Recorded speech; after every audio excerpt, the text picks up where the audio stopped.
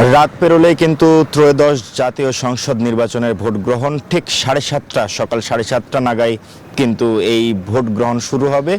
আর সেই ভোট গ্রহণকে অবাধ এবং নিরপেক্ষ সুষ্ঠু করতে প্রশাসনের যে তৎপরতার বিষয়টা সেটা কিন্তু আমরা লক্ষ্য করেছি।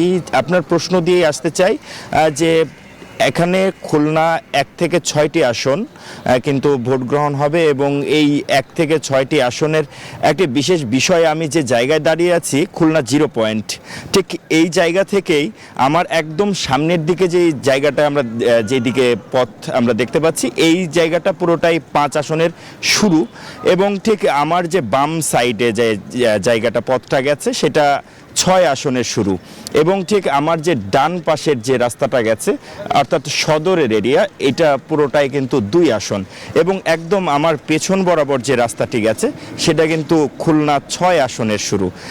এবং এই বর্তমানে আমরা যে বিষয়টি লক্ষ্য করেছি যে বিভিন্ন কেন্দ্রে কিন্তু আমরা গেছি এবং সেখানকার যে পাহারা দেওয়ার যে বিষয়টা, প্রিজাইডিং অফিসার সহ যারা দায়িত্বে আছেন আনসার সদস্যরা তারা কিন্তু বেশ সজাগ রয়েছেন এবং খুব যত্ন সহকারে তাদের কাজগুলো করছেন। কিছু কিছু কেন্দ্রে এখনও কাজ চলমান রয়েছে প্রস্তুতির, তারা আশ্বস্ত করেছেন যে খুব অল্প সময়ের মধ্যেই তারা এই ভোট গ্রহণের জন্য বুথ প্রস্তুত করবেন। তো এই ছিল আমার কাছে এখান থেকে সর্বশেষ তথ্য। অসংখ্য ধন্যবাদ জানাচ্ছি সহকর্মী মাহমুদুর হাসান।